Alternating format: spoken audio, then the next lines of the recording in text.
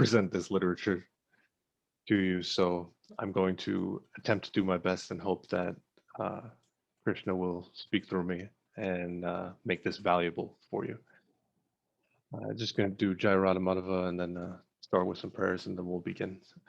Jaya Radha Madhava Kunja Bihari Jaya Radha Madhava Kunja Bihari Gopijana Vallabha Girivardhari Gopijana Vallabha Girivardhari Yashodanandana Bhajdana Randana Yashodanandana Bhajdana Randana Yamuna Tira Vanachari Yamuna Tira Vanachari Jaya Radha Madhava Kunda Bihari Jaya Radha Madhava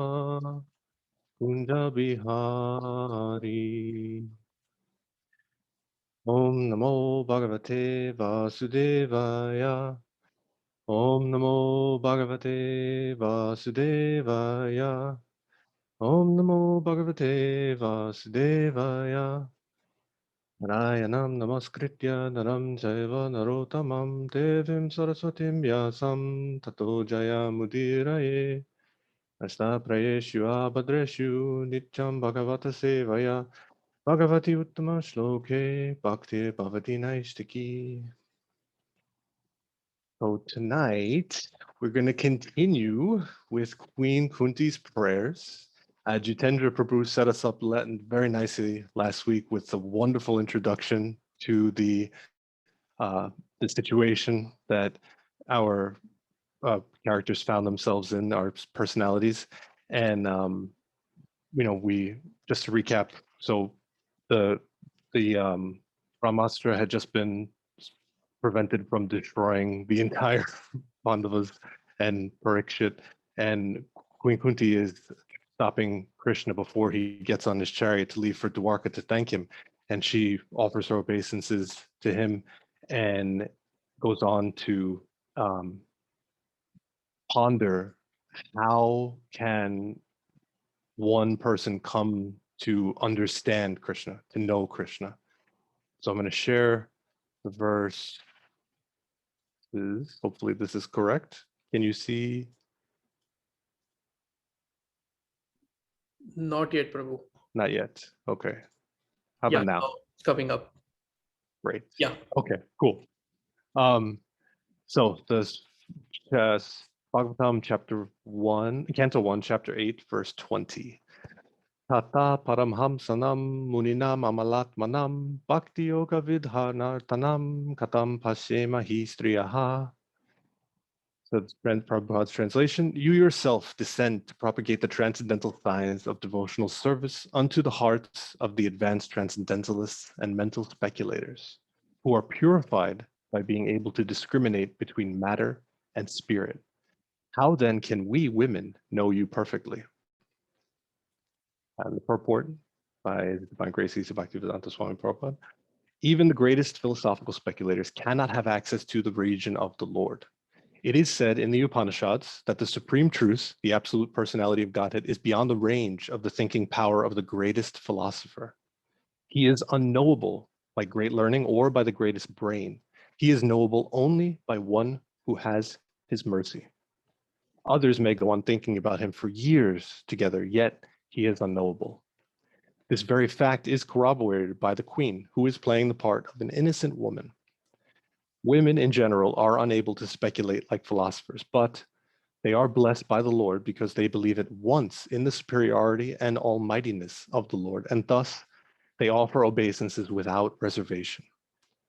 The Lord is so kind that he does not show special favor only to one who is a great philosopher. He knows the sincerity of purpose. For this reason only, women generally assemble in great number in any sort of religious function. In every country and in every sect of religion, it appears that the women are more interested than the men.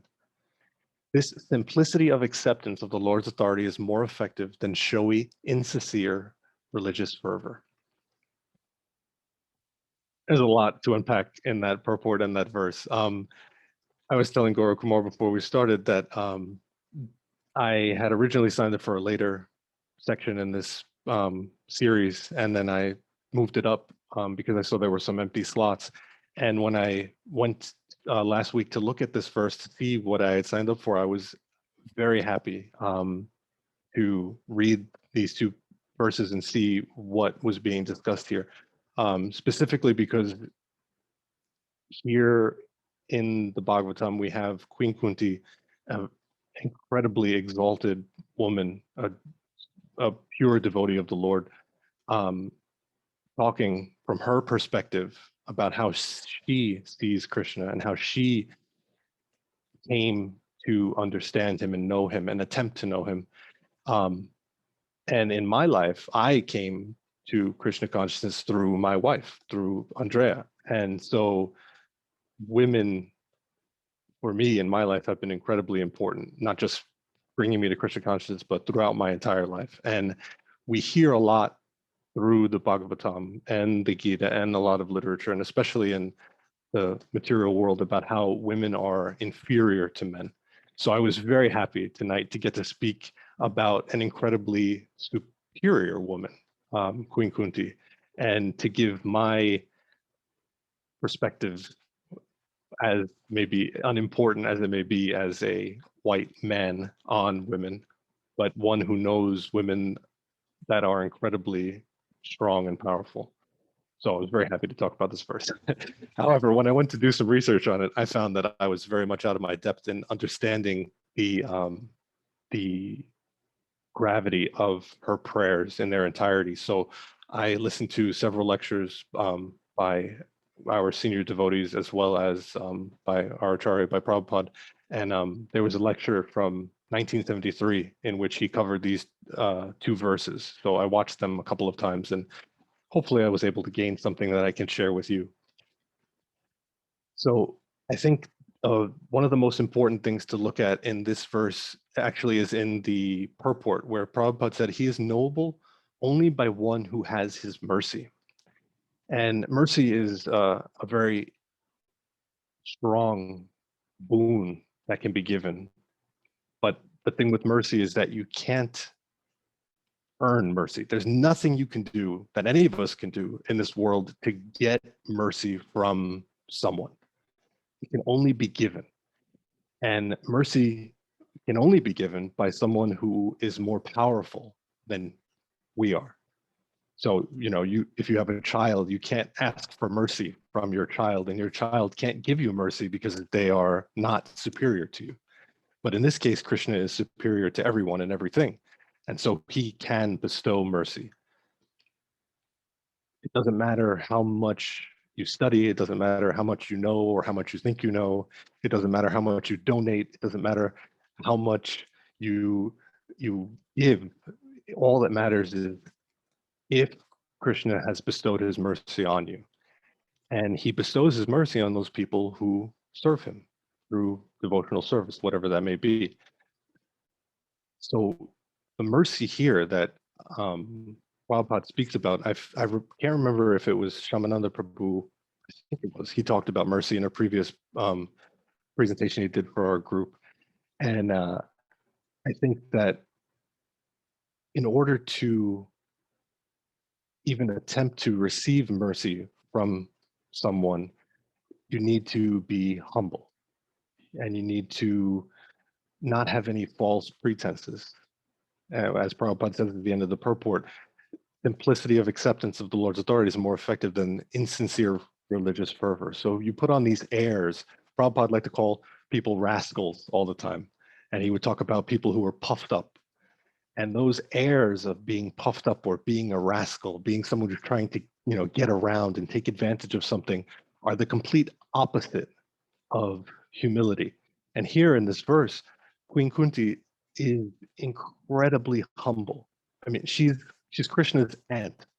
She's probably one of the most exalted people in the entire Bhagavatam, next to Yashoda. Like she's just a pure devotee, and she humbles herself by saying, "How can me, Queen Kunti, as a woman, know you?" And that level of humility is what allows her access to the Lord's mercy.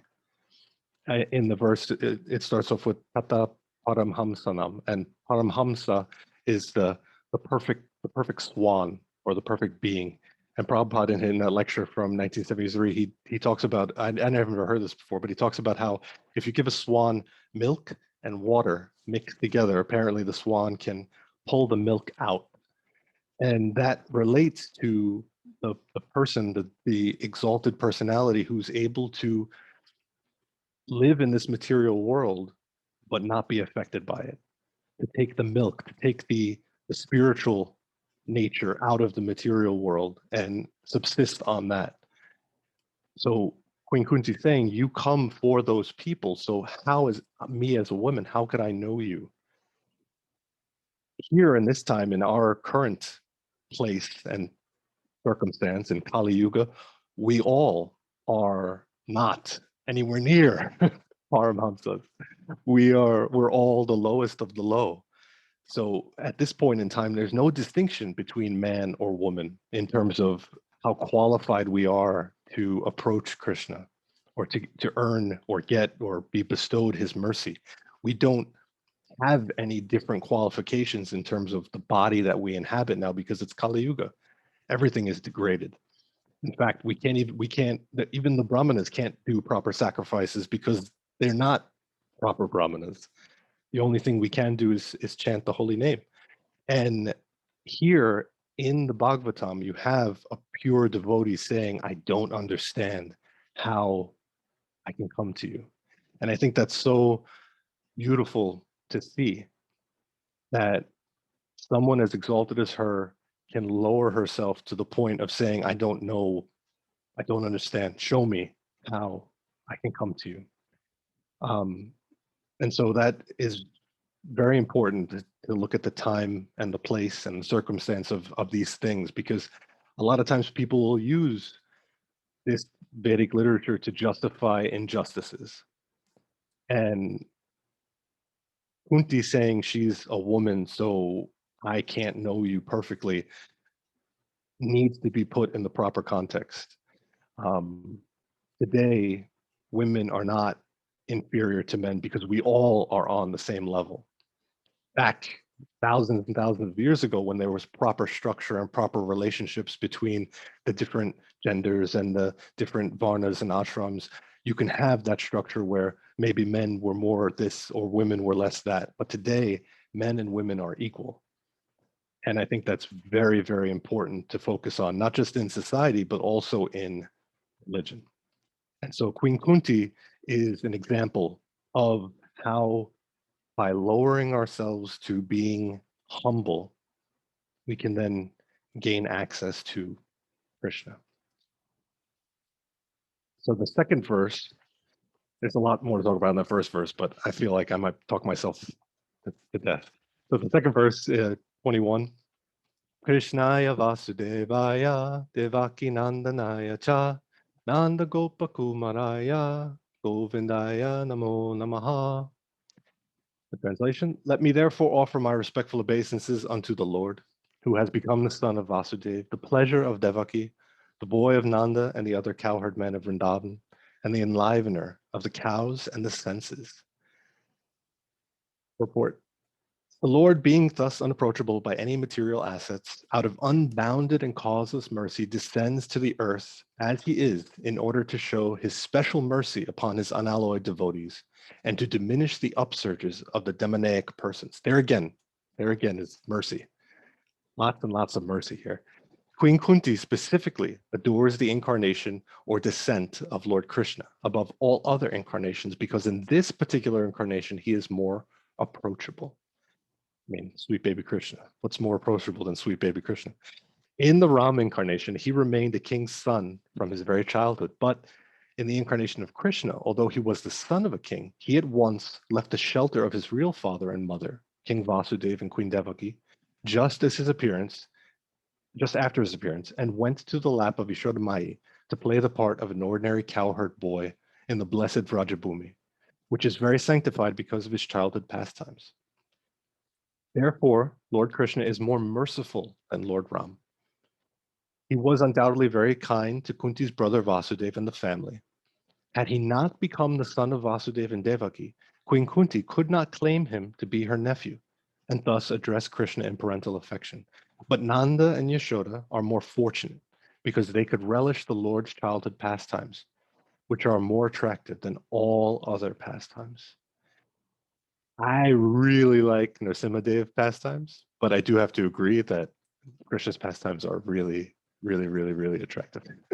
But Nanda and Yashoda, there is no parallel to his childhood pastimes as exhibited at Rajabhumi, which are replicas of his eternal affairs in the original Krishna Loka, described as the Chintamani Dham in the Brahma Samhita. Lord Krishna descended himself at Rajabhumi with all his transcendental entourage and paraphernalia.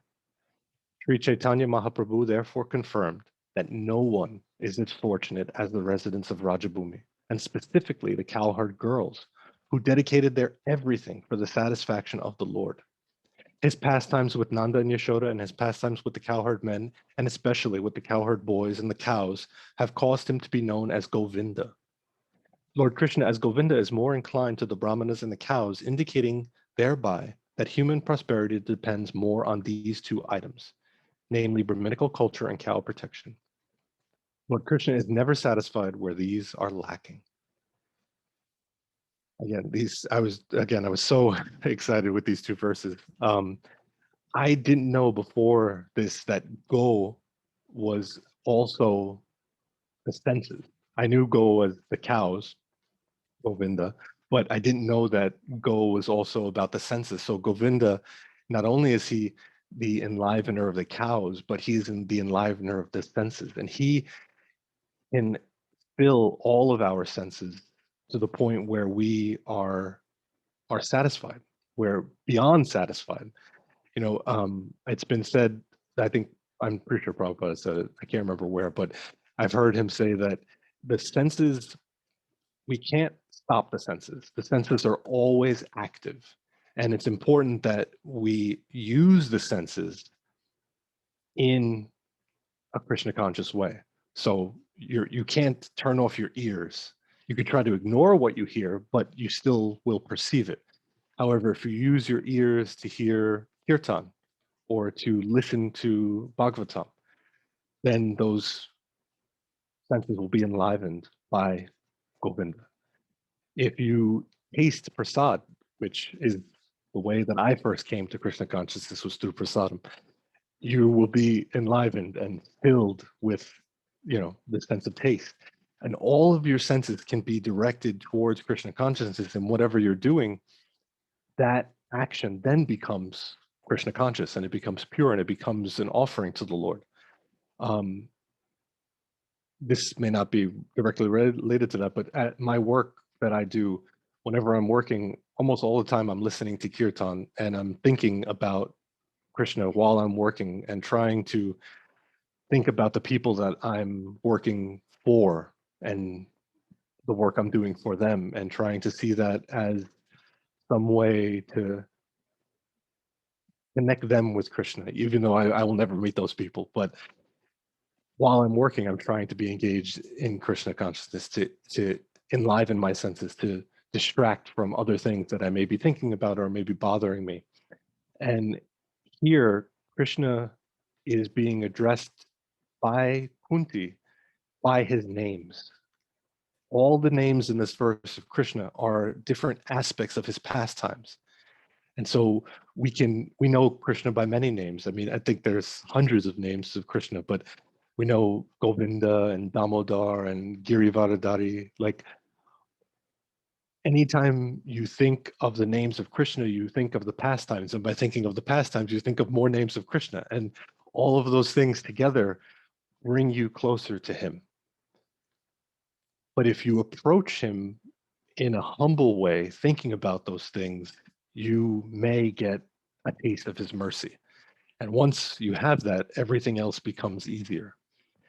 And so Queen Kunti here in these verses, they're studied and talked about so often because they're so pure and so what's the word? Unboastful. Just he's coming to him very humbly and just thanking him and trying to understand him. And I think all of us, in whatever ways we interact with Krishna, whether we're reading or hearing or talking about him, we're trying to understand him and to approach him so that we can be closer to him. And this series of verses that we're doing as a group, I think it's a great way together to try to understand Krishna. And the earlier verses here, while they may not have as much action as the later verses, I think they set the stage for the attitude that we need to have coming in this. Gaurav Kumar has said before, the attitude of gratitude. And I think it's important to be grateful and to be humble when we try to understand Krishna, because he's so far beyond anything that we can imagine with our material senses. We can't even, no matter how exalted you get, your material eyes will never be able to see Krishna. It's only through his mercy that your spiritual senses are enlivened and activated to the point where maybe some exalted personalities have seen him. And obviously here in the Srimad Bhagavatam, these people existed at the same time as him, and that is truly incredible. I just want to go back to the first verse. I think there was something in my notes that I wanted to mention.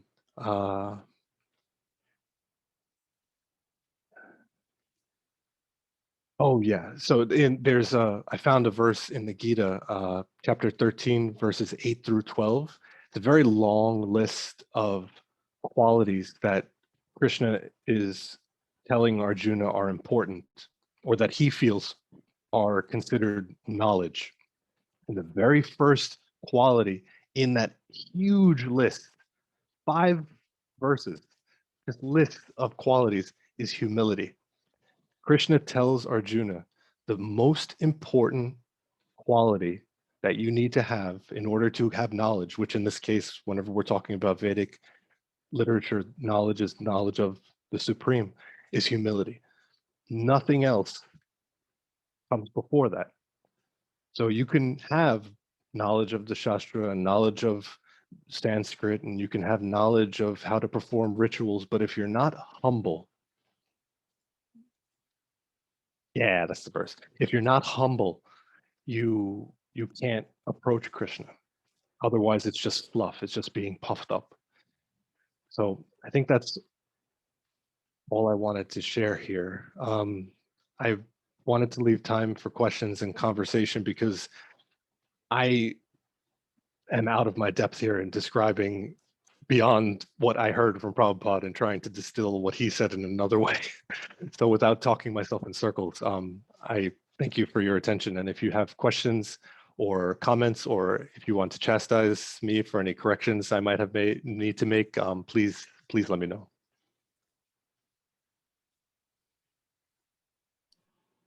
So thank you so much, Paul. That was very, very sweet. I liked how you said the sweet baby Krishna. Sweet baby Krishna is from Wisdom of the Sages.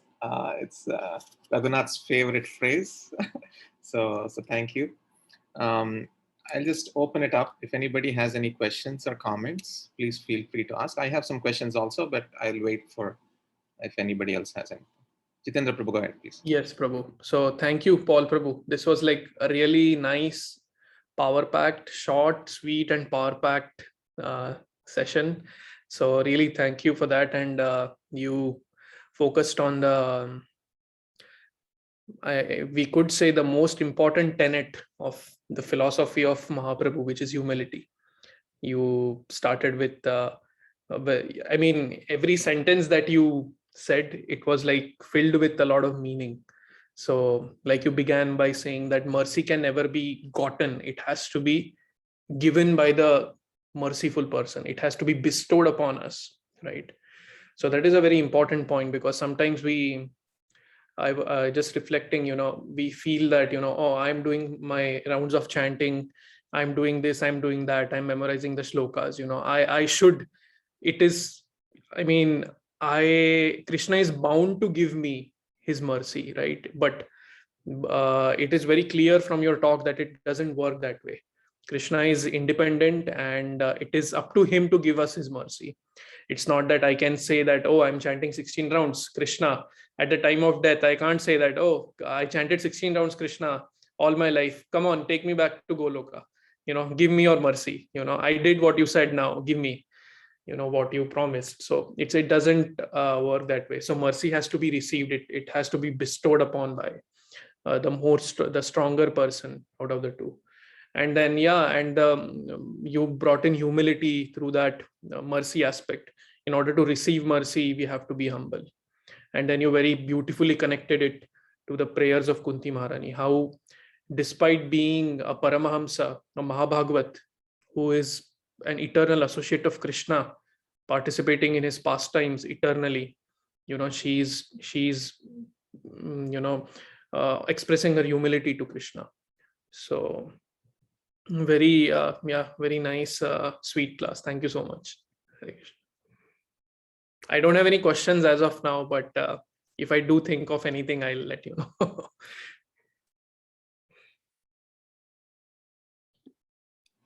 While we are waiting for the next question, I just want to mention that the verse starting from what Paul Prabhu covered today, 21 to 26, are the most important verses of the prayers of Queen Kunti.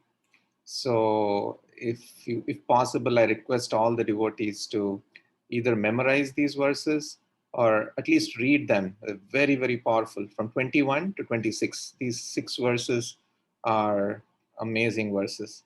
So please, I can send you these verses together, and several devotees have sung bhajans just on these 6 verses. So I'm just going to share that with you. Yeah, anyone else? Any other comments? So Atina Mataji saying that, so thank you so much. So many gems in your talk. I appreciate it. Thank you, Tanmay. Working to spiritualize your work in hopes to somehow give Krishna to those who are working for. You're working for. Thank you. Thank you. Anyone else? Any other comments? Hare Krishna Prabhu, this is Krishnan. Can I share a comment? Yes, please, please, Krishna, go ahead. Yeah, thank you so much, Paul Prabhu. This was such a relatable class. Sometimes I attend classes which are given by very exalted personalities, and you obviously you're an exalted personality too. But you made it so approachable and so accessible to all of us. So that was so nice. I'm fairly new to Krishna consciousness, but this particular verse, Krishna Vasudevaya Devakinandanaja, this is something that I was taught as a prayer right from childhood. So I never knew what it meant, but we would just say it every day. My mother taught me a bunch of prayers, and this was one of the prayers that we would just say every day. And so it was so special for me that you did this. The part that really resonated with me was about women being different from men, or in Prabhupada's purport that he writes. And I think the part that really resonated with me was how we are in Kali Yuga, and we are all this. We are all equally. We are all the same, and women are in no way different from men, and and we are all seeking Krishna's mercy. And then you also connected it to how even Brahmanas, when they're doing their rituals today, are not pure anymore. So even the rituals that are being done today are not precise, are not perfect. So that was very, very, it made me think a lot. It was, and I'm going to reflect on these verses again. And thank you, Gaurakumar Prabhu. I'm going to study the verses after these as well. The 21 to 26, I'm going to study that too. So thank you very much for the class. It was extremely nice. Thank you, Krishna. Anyone else? Yeah, Hare Krishna, Paul Prabhu. Um, yeah, I mean, it was a really wonderful class. I really resonate with what Jitendra Prabhu said about being it short, sweet, and power packed. Um, definitely, a lot of gems, as Athanam Mataji also was saying. The thing that you brought out was, about the women being equal, and how Prabhupada has beautifully just explained how, in a very sophistical way, that that even though we women are not able to be speculative like philosophers, or intelligently able to understand, which it is debatable. um, but Lord loves the simplicity, right, and the sincerity.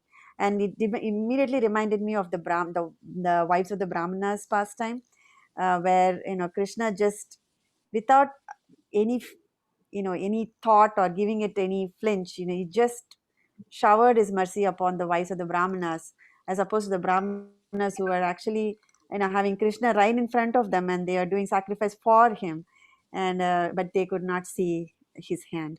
um, so yes, I think the humility, the sincerity is the key and takeaway for for me from this film class. Definitely, giving a lot of segue for the next class, the 22 and the 23. So yeah, as that progresses, just really beautiful how these prayers are coming into um, most powerful in as we keep reading about it, and as we um, get take away the essence of those prayers and actually live throughout in our lives. It's one of the best prayers that Kunti Maharani has given us. And I also can resonate with what Krishnan Prabhu was saying about Krishnaya Vasudevaya Devaki Nandanaicha. That verse, yes, my mom also has taught me when I was little, like really, really like 4 or 5, when I was actually able to speak. She taught me, and I still remember. And obviously without understanding the meaning. So long. So yes, definitely. It is one of those things where it remains as a undetonated bomb, and then when finally the connection happens through a pure devotee like Srila Prabhupada giving us this mercy of this Queen Kunti prayers, then the bomb gets activated and boom, it just resonates with us. So that's one of those things. And yeah, thank you so much for your class and bringing out those amazing points. Hare Krishna.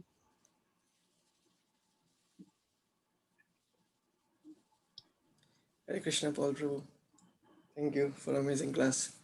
I really like the way you give classes sharing your own personal realizations, especially the way you were telling that how during work you hear kirtan and you try to be Krishna conscious at every moment. That is really inspiring. And also, I like that. Actually, it took me some time when you were speaking to realize that how Kunti Maharani, as you said, like we are going to talk about the superior woman today. So how she is being an aunt of Krishna, and then in the verse she says that how as a woman can I know this? So she immediately humbles herself down first and then approaches Krishna. So that was really beautiful. And I really loved in the second verse also, as you explained that, like, in that prayer, like Krishna about like calling him different names. So I recently heard this also that the way she prays, so it is like she says that she speaks to like Krishna, like who's Krishna, like my friend in the class. Said, no, no, not that Krishna, the son of Vasudev. Okay, I know my friend also has his father named Vasudev. That one? No, no, not that one. His mother is Devki. Oh yeah, that's a coincidence. His mother is also, Devki. No, one who left his parents as a kid, and for him he went to Nanda Maharaj and Yashoda Maya, and all the pastimes were performed there. So the way this prayer is, she humbles herself down and then she praises Krishna and she exactly points to him, that Krishna. So that is really beautiful. So thank you, Prabhu, for sharing. This verse is amazing.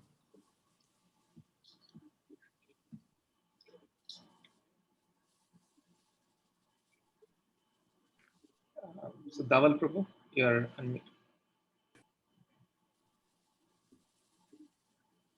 so go ahead, Dawalji.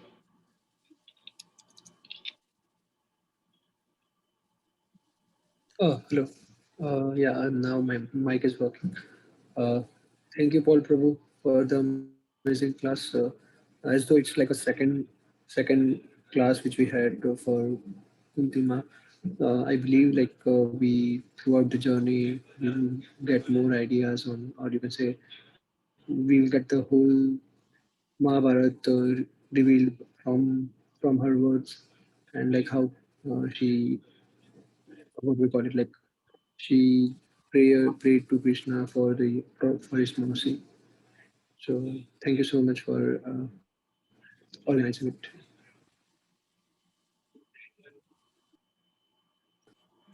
Thank you so much, Dawal Prabhu. So yeah, Karan Prabhu, go ahead.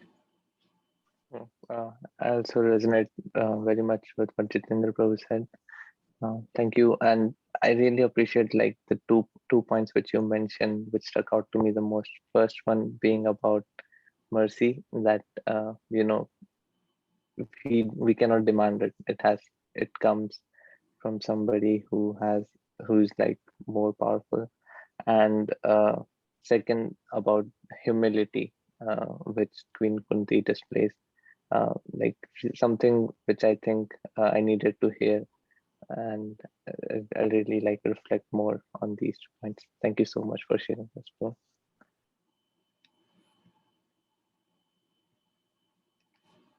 So anyone? Okay, so basically the theme that comes across in the next 6 verses is that suffering is not a curse.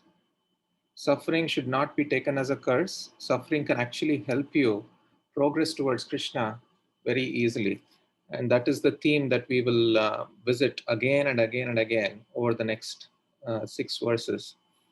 So also Paul Prabhu's class talked about simplicity. So simplicity, Prabhupada has mentioned several times that women by nature are very simple. And by that, it becomes easier for them to take to devotional service. So a simple heart is actually a soft heart. And Krishna is looking for heart to become like butter. Krishna is not looking for a hard heart.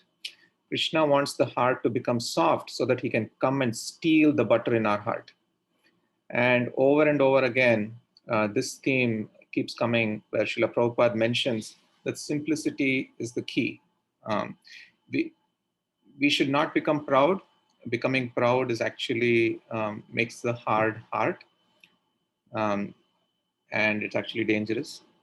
So I just wanted to also talk a little bit about, so sometimes Srila Prabhupada does mention that maybe women are inferior or something in the purports, but what exactly does that mean? So Chaitanya Charan Prabhu and several others have commented on this. So I just want to elaborate on this a little bit. So there are two aspects, so materially and spiritually. So materially, if you see, there are so many cases where women get higher scores than men. Like when I was a kid, I used to always see that women would perform better uh, than men in the state exams and so on. I don't know if you have also seen, they're always excel. And then spiritually, if you think about it, at the level of the soul, it doesn't matter. You're beyond the body, so spiritually it doesn't matter. And materially also, we have seen counter examples. So what does it mean when we sometimes say that a person, like women are inferior? What does it actually mean? So what it actually means is, at the level of the body consciousness, if we are at the level of the body consciousness, if we start thinking, I am the body, I am a man, I am a woman, like that, that is what is an obstacle. Because then you start thinking that I am a woman, I'm a man, and you're not at the platform of the soul. And the more you associate with that, the more it is actually an obstacle for spiritual progress. So that is the bottom line. So typically, women tend to look more at the mirror. They want to dress themselves up and so on, because as long as they're doing it for the Lord, it's good. But as long as they're not doing it for their own body, then it becomes a little difficult. Like then it becomes on the bodily platform, and that becomes an obstacle. I hope I'm making it clear. I hope I'm not confusing you more. So that is, yes, Paul, please go ahead. Just to comment on that about the bodily conception. I don't know if I can't remember what the interview was or where it was, but Vishaka Devidasi, the temple president in Bhaktivedanta Manor, she was talking about a time when before she was a devotee, when she was just a photographer for Prabhupada, and as she was getting and understanding things, she was with Prabhupada and some of his male devotees, and one of them said something about women being inferior, and she said she did like this side eye, like, huh? And Prabhupada looked at her and was like, "What? Are you a woman?"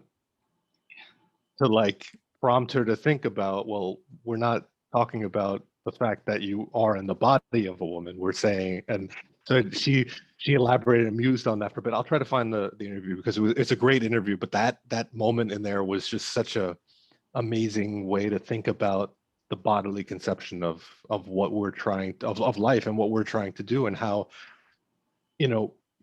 obviously there are physiological differences between men and women, and some men may be more this than that, but ultimately when it comes to spiritual life, we're the same, and we're all trying to just go back home.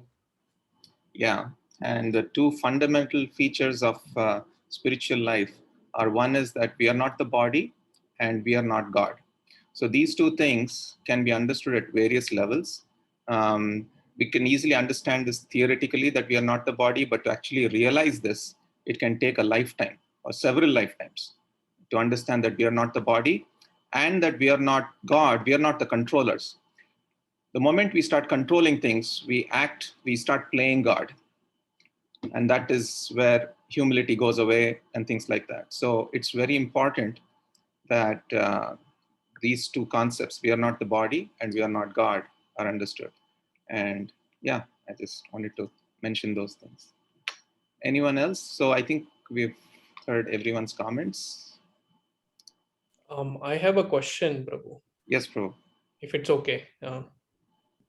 Paul, Prabhu, you very nicely focused on the aspect of humility. So for me personally, on a practical level, I have observed myself that sometimes I feel humble.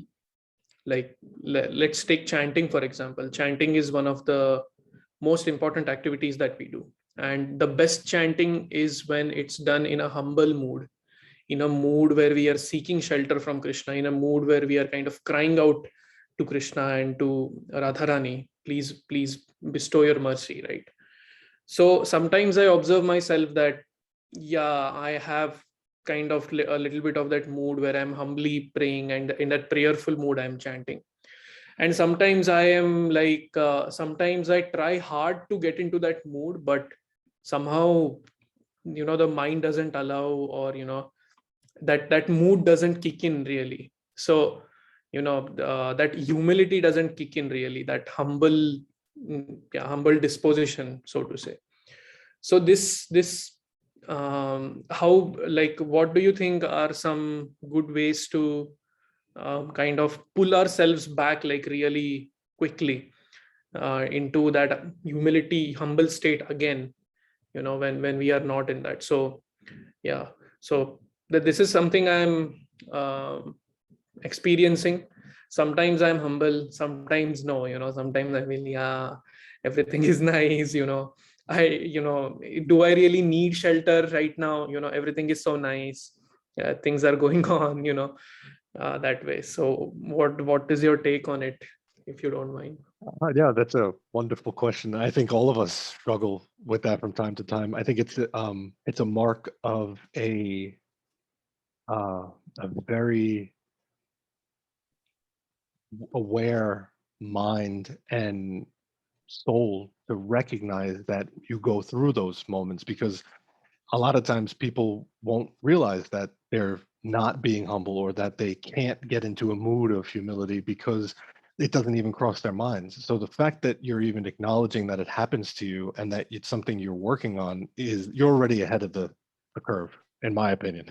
But um, for me, if I'm trying to do my japa and I find that I'm distracted, I stop, because I know that for myself, if I'm not giving my attention to it, then it's not being done in a way that is good for me. Obviously not pleasing to the Lord, but He doesn't need it anyways. It's for to put my mind into a state where I can try to connect to Him. But I think something that helps after stopping is thinking about letting my mind think about whatever it was that was distracting me, and then a lot of times having a daily gratitude practice is something that can really help in focusing you on what has been given to you, and knowing that the things you're grateful for come directly from Krishna. So for me, my wife and I, before bed, we each list 3 things that we're grateful for, no matter how bad the day has been or how great the day has been. Every single day, I think for the last maybe 4 or 5 years, we've been doing gratitude every night before bed.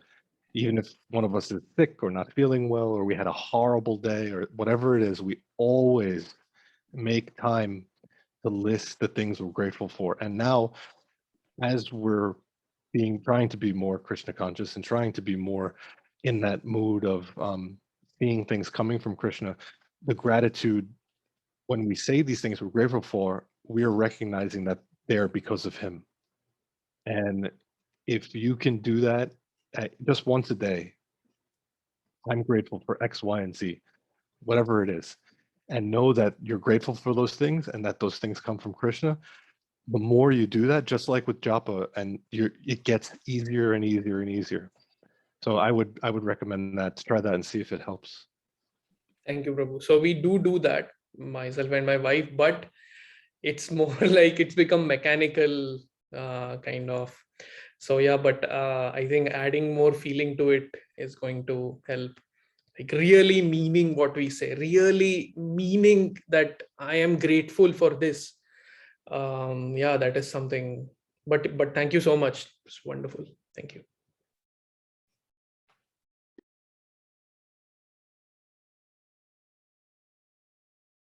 You're muted, Prabhuji. Yeah, muted. So sorry. So I just have a couple of announcements and then we can end. So one is, we have started this series called One-on-One with the Monk. This is with Shamanand Prabhu himself. Every Saturday night we have been doing this. I don't have anyone for this Saturday. So if you have any burning questions, Shamanand Prabhu is great. He's the temple president of Chowpatty. And Athena Mataji has attended 2 sessions. And she's mentioning on the chat that it's amazing. So if you have any questions, whether it's spiritual, material, what should I do right now, anything that is bothering you, Shamanand Prabhu is great. And he's taking like 35, 40 minutes to spend time with all of us on a one-on-one basis. So I'll be there, Shamanand Prabhu will be there, and then one of you can take a slot. So this Saturday is open. If anybody wants to, has any questions, then please feel free to let me know. And then I can ask Shamanand Prabhu if he's available. So it's going to be between 9 and 9:40 in the evening, our time. So if anybody wants to ask anything, yeah, so that's one thing. So the next 2 speakers are Suman Prabhu is going to speak the next two verses, and Nitya is going to speak after Suman Prabhu. So two amazing speakers speaking on the next four amazing verses. So that's it. I'll stop the recording.